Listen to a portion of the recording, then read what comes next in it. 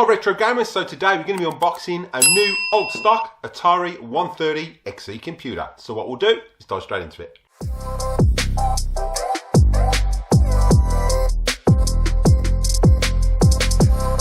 Don't forget, everything using my videos, there are links in the description below for the best place to get all your gaming products. Make sure you check those out at the end of this video. In today's video, we're going to be unboxing that Atari 130Xe and having a look at the comparison with that between the 800XL. Make sure you stick around to the end because also we're going to be checking out how we used to have to load games and what formats we had to load them. And there's also a risk of them crashing. Now, I've been looking for one of these for quite a while. I did have one back in the 80s and I've still got my Atari 800XL that I use today. So we'll dive in, unbox it and do a bit of a comparison on what the upgrades were back in the 80s compared to the 800XL. So what we'll do is dive straight into it. So here we've got the Atari 130Xe personal computer released back in the early 80s. This is a new old stock item and we're going to be comparing it against to the 800XL that I've been using for years. And I've owned this since new. I haven't got the box mate 800XL anymore, but luckily I got this new old stock 130Xe. So we'll dive in, unbox it, and see what the differences were between the 130Xe and the 800XL. So the Atari 130Xe, this was the computer to own in 1987 if you had an Atari. A lot of people had the 800XLs, and this was the one that everybody wanted. 130Xe that came out just after they'd released the ST. As we look at the front, you got the memory bytes, compatible with all Atari peripherals, so anything that uses the 65Xe and the 800XL, any software would work with the 130Xe. They promoted the 130Xe as the power without paying the price. So this was pushed to use for educational purposes, home productivity, Atari's cheaper version of the ST, and they were hoping to get a lot of businesses using the XE. And the Atari XE came with 11 different graphic modes. You could choose from 256 colours. There was 4 independent sounds. It had more memory, so it had 128K compared to the 64K of the 65XE and the 800XL. Built-in Atari Basic, like the 800XL and the 600XL, compared to where the old Ataris 400 and 800, you had to have a cartridge that you put in so you could access Memory Basic. Now with the XE, Atari launched modem, they launched its own printer, everything its own colour. It had its own disk drive. You could even get a TV screen to match the colour of the ST. And it looked absolutely awesome back in the 80s. Right, so as we open the box, in the top you'd have your peripherals. So this would contain your power pack and everything else, I'm assuming, from what I can remember. And then in the actual box you've got your Atari 130Xe. So we'll just get this unboxed and have a look what we've got in there. Right, so we've got the 130Xe, came in a bag. It's still got the sticker on there, so there's a protective label on there that was protecting this piece here. You've got a softer keyboard, which I'll show you in a second, and we'll run through some of the features. It came with its own manual. So you did get a hard copy manual, not like the computers today where you don't get a manual and it's all online. None of this was online back then. There was no internet. There was bulletin board services and stuff like that. But this came with pre-programs in there, so it teach you how to learn the basic Atari computing, from mathematics to how to print stuff on screen, change the colour of the screen, a few musical notes and stuff like that. And then in the back here we had all the keyboard set up, and this would tell you which key was allocated for which shape for when you're doing your graphics on there as well. Now this is all your error messages as well and your shortcuts, so they tell you over to type go sub, load, shortcuts for load. It's quite an informative manual.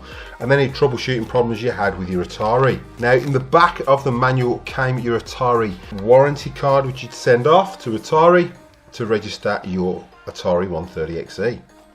Right, now in the peripheral box, what we got, and compared to computers today, this is quite surprising. So it's all still packaged up. We've got the famous Atari power brick. Now this thing weighs about £2. It weighs an absolute ton. You've got your aerial connection. So back in the day we used to use aerials, and you'd have a little adapter here if you had an aerial that sat on top of your TV that you connect to that. And then you had a switch system here. Okay, so this is pretty old school what we've got here, because this was a switcher box, so you could use it to switch your computer or your TV. So that would connect to there, that would connect in the back of your aerial system, and then you'd have this part here connect to your Atari. Your computer part would go in there, and then you've got a switcher, and it was just a cheap slider. So you'd slide it up to the computer, and then you'd slide it back down if you wanted to watch TV. So I'll put that back in there. Now I have got one of these, so I won't be using this one. I've got one preset up from 800XL. So I'll use that one and keep this one boxed up.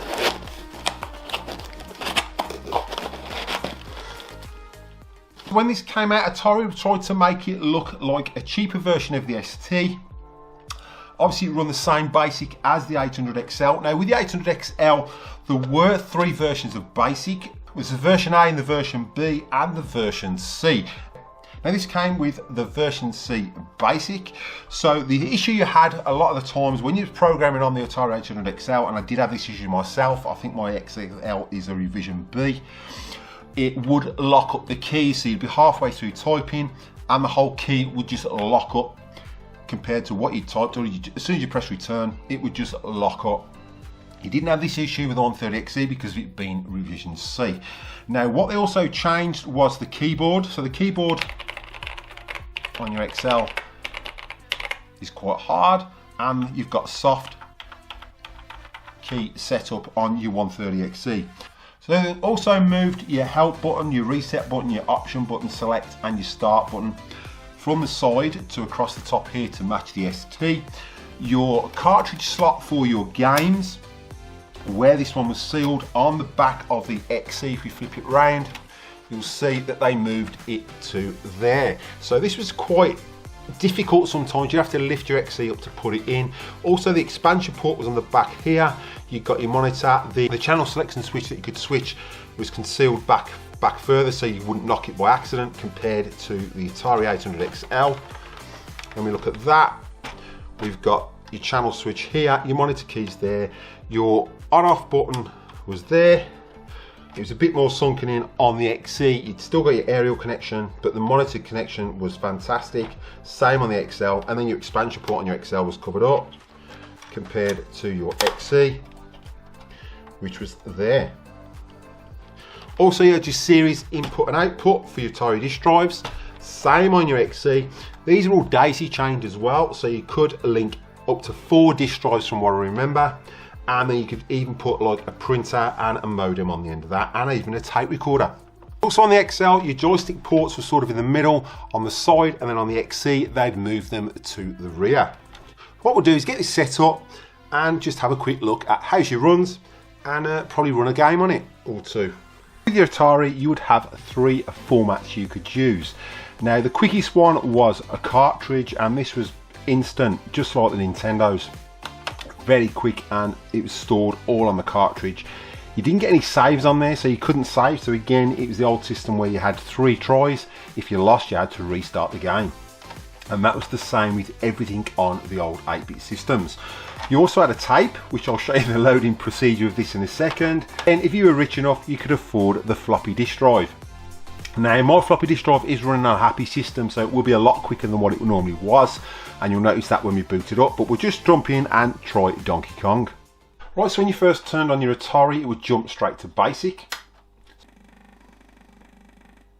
and then you could program it or give it any commands you like C load, and that was basic for a computer. Was the basic to load off a tape, and then you press return and it start running your tape. Anything that you bought 9 times out of 10 didn't have basic in it. It was all machine code, so you'd have to hold the option button to remove that. So if you're going to load a tape, which we'll do in a second, you'd hold start and option, and you get the same process. Then you press return and your tape would load.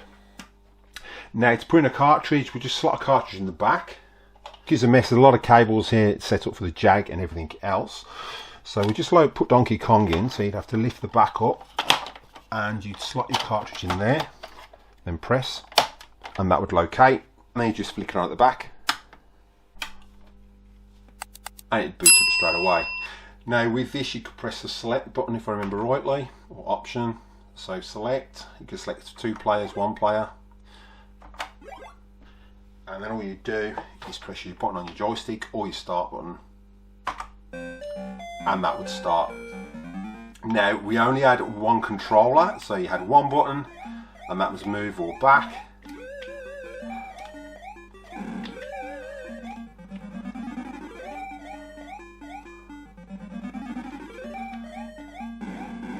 And you had 3 lives, so if you died, that was it. You only had 2 more chances. So what we'll do is try and die. Right, and they're not coming for me. There we go. So to die, there we go. And you die, and then your lives will come up here.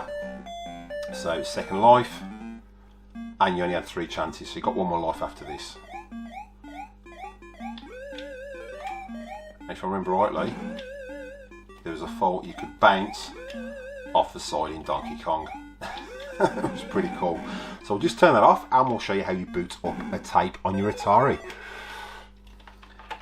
So that was pretty instant, and that was sort of comparable to probably the speed of the Nintendos that you have out today when they were cartridge based. So games stored on tape, you'd have them stored in a case like this, and you'd have a leader. So you'd have to wind that leader on. Now this is partially wound on, so what you'd have to do is make sure that tape's nice and tight, and then you'd wind the leader on until it got to there, and then you'd insert it in your tape cassette. Now some games could take up to half an hour, some games could take up to 45 minutes, and you would just place this in your tape system. Now if you can hear a slight hum, that's just the transformer. So you'd open your tape deck, you put your tape in. Now on the back you might see I'll put on there hold start and option, because this one obviously doesn't require basic. Slot your tape in, you'd press play. So then come over to computer, make sure you've got start and option, make sure there's no cartridges in there, flick it on. And then you'd press return, and that would start loading. Now 9 times out of 10 what I'd normally do is I'd do this just before I was going to have my tea, so I'd have at least half an hour to 40 minutes, and that was the loading process.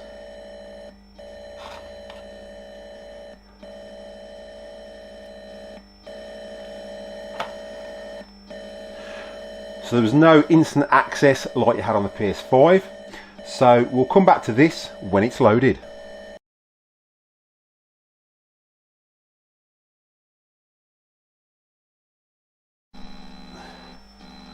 Right, and there we go. It might have crashed, but this is the issue you had back in the day,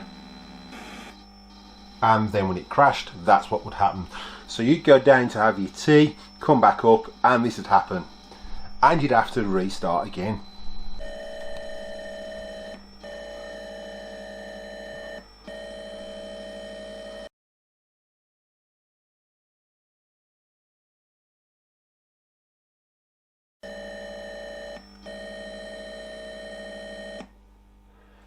And it finally loaded. So that's what would happen sometimes. Like I said, you'd load it and it'd crash just before the end, just before the game loaded. So that was like 6 minutes wasted, and you'd have to rewind it and start again. Now you always made sure that if you had a tape system, that if you loaded a game, it was something you was going to play for hours on end, because once you turn the button off, because once you turn the computer off, you've got to load another one. And these were the games of the 80s. Whoops, I crashed. So I'll try again. So move to safe position. And I'm not very skilled at this. So we won't go that way. It's been a while.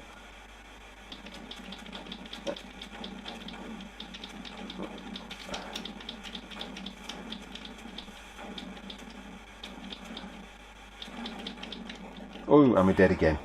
And that was your 3 lives. So that was Dawn Raider. I just put it. So if you had bombs, you'd have bombs as well. So you press the button and you pull down, and it'd drop a bomb.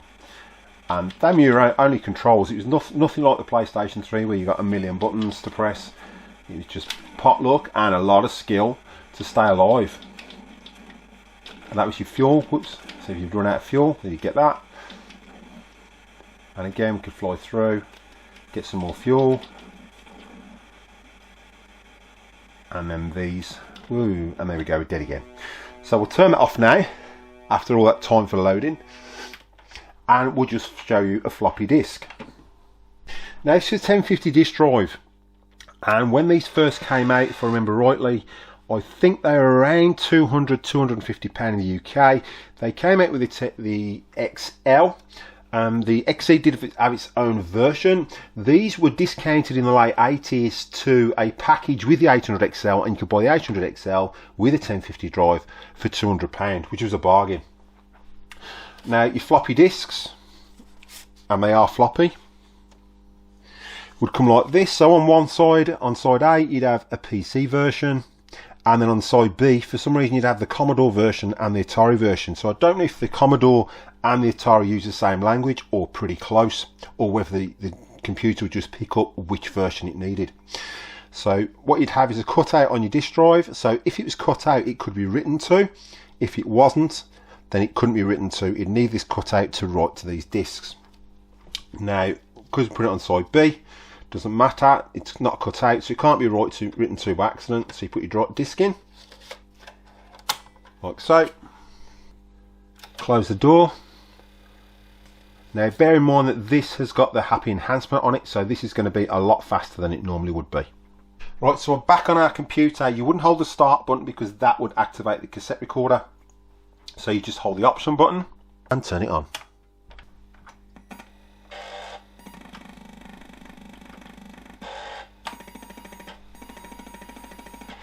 And you can see it sounds a lot faster than it was probably half the speed from what I remember.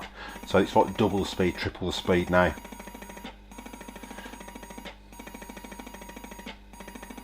But this is way faster than obviously using tapes, which had a habit of crashing. At least with your disc, if it crashed, you just reboot it back up, and it wasn't minutes or nearly half an hour to load. It was probably 2 or 3 minutes max, and there we go.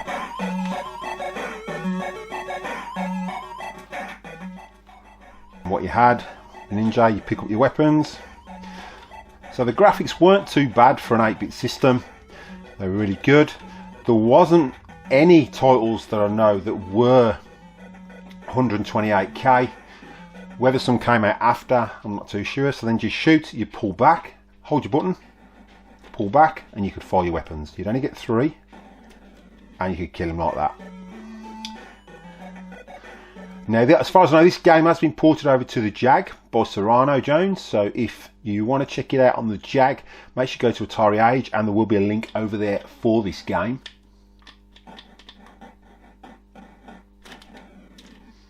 And that was your fighting games of the 80s.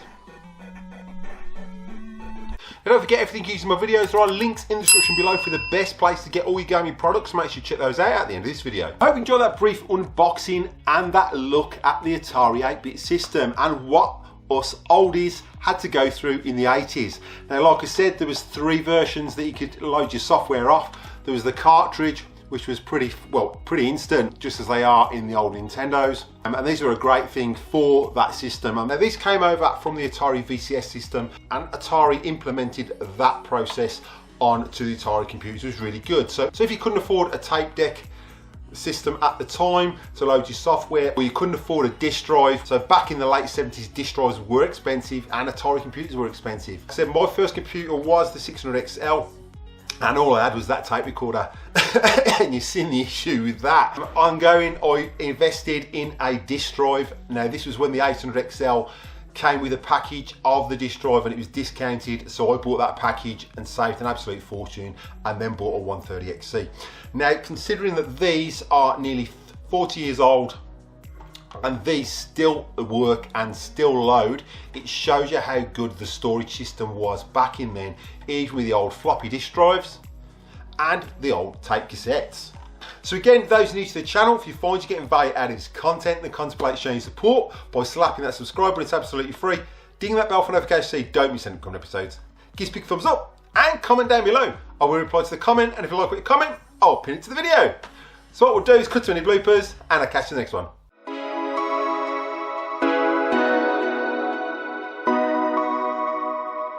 you.